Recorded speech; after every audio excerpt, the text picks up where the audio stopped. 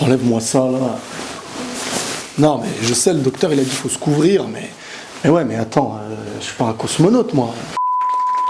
Ah, vous m'avez manqué. Comment ça, j'ai loupé à peine 3 jours? Bah, en 3 jours, ils peuvent me manquer, hein. Non, mais je parle pas de mes abonnés. Je parle de mes brochettes bœuf fromage. Non, plus sérieusement, je vous dis la vérité, j'ai passé les 3 ou 2 derniers jours allongé dans un lit avec un mal de dos. Tu vois, quand on dit que t'as le dos bloqué, c'est vrai en vrai. Le fait de rester allongé et de ne pas pouvoir se lever pour aller marcher, à un moment donné, ça te fait réaliser vraiment tout plein de choses. Premièrement, je me suis dit que la douleur que j'avais, qui était pourtant énorme à mes yeux, qui m'a fait crier, limite pleurer de douleur, n'était rien face à ceux qui souffrent actuellement dans le monde. Et c'est dans ces moments-là que tu te dis quand même que t'es bien loti. Parce que certes, j'avais des grosses douleurs, j'avais le dos bloqué, j'étais resté allongé dans un lit, mais moi j'avais un toit, un lit et j'étais au chaud. Il est vrai qu'au moment présent dans la douleur, on ne pense pas forcément à ceux qui souffrent plus que nous. Mais avec un peu de recul, on y pense un peu. Quand tu te rends compte qu'en fait, malgré les douleurs que tu as pu avoir, certaines personnes vivent des douleurs bien plus atroces sans être accompagnées d'un lit, d'un toit et de nourriture. Moi, ce que j'ai eu, c'est rien du tout. C'est un petit blocage de 2 jours et qui m'a fait énormément souffrir. Voilà, Babert, la première chose que j'ai réalisée, vraiment, c'était la conscience. Parce que quand t'as mal, si tu penses qu'à toi, eh ben t'es seul à avoir mal. Mais quand t'as mal et que tu penses à tout le monde, eh ben t'as mal, mais bon, bref, tu m'as compris.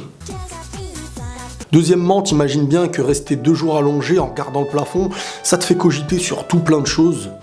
Parfois des choses qui n'ont aucun sens. Parfois tu vas penser au passé, au présent, au futur. Le futur on s'en fiche parce qu'il n'existe pas encore. Donc le présent on le construit pour aller vers le futur, et le passé a fait ce qu'on est devenu aujourd'hui. Ça fait beaucoup de calculs quand tu galères en fait. À un moment donné, je me suis retrouvé à aller sur YouTube et à taper des trucs que je regardais à l'époque. Un petit peu comme... Bon, certains vont dire que c'est la honte, mais la majorité des gens regardaient Star Academy. Star Academy 1 et 2. Après, j'ai commencé à me dire, bon, ils vont s'arrêter quand les mecs? Mais quand je regardais ces vidéos-là, en fait, je regardais pas spécialement la vidéo en elle-même. Je cogitais sur l'état dans lequel j'étais à cette époque-là. Comment je voyais la vie, j'avais aucun objectif, j'avais aucun projet. Je me disais pas qu'un jour, il y aurait des milliers de personnes qui regarderaient ce que je fais, quoi. Je sais pas pourquoi je vous raconte ça, mais j'avais envie de vous expliquer cette situation un petit peu inexplicable que j'ai vécue, dans le sens où je me remémorais certaines choses, dans un état dans lequel j'étais à l'époque, en me disant que j'avais aucun projet d'avenir, je savais pas spécialement ce que j'allais faire, j'étais pas très doué dans un truc qui aurait pu me nourrir, quoi. Donc je sais pas pourquoi je m'étais arrêté sur Star Academy, musique, et que chacun se mette à chanter, enfin, voilà quoi.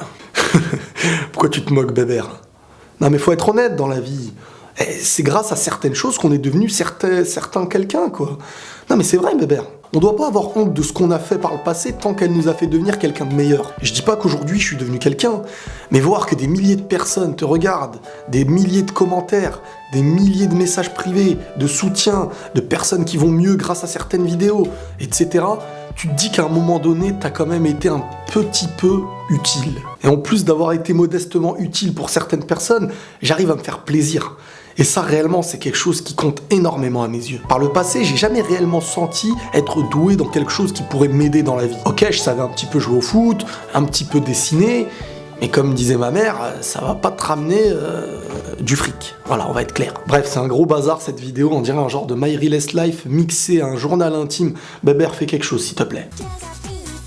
2, 3, 4 jours, c'est rien du tout en fait, c'est super rapide dans la vie.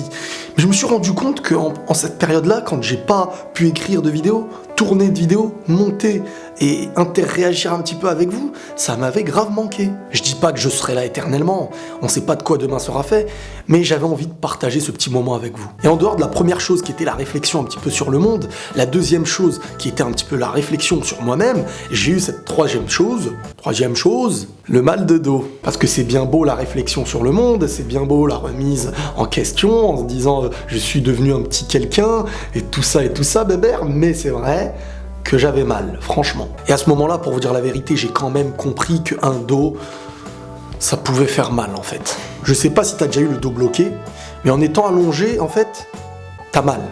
En étant debout, t'as mal. Assis, t'as mal. Quelque part, et mal, en fait, parce qu'il n'y a pas le choix.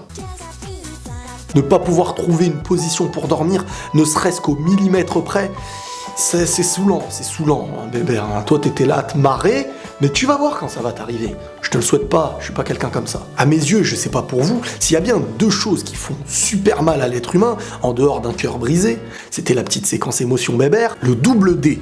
Je sais pas si t'as compris. Le double D représente les dents et le dos. Le dos et les dents, c'est quelque chose. Quand le dos te lâche et que ta dent ou tes dents se mettent à rager, ça te fait une rage de dents. Jeu de mots, t'as le droit de rigoler. Bébert, tu peux lancer le hashtag. Rage de dents qui rage. Jeu de mots à enseigner en primaire dès le CP. Merci.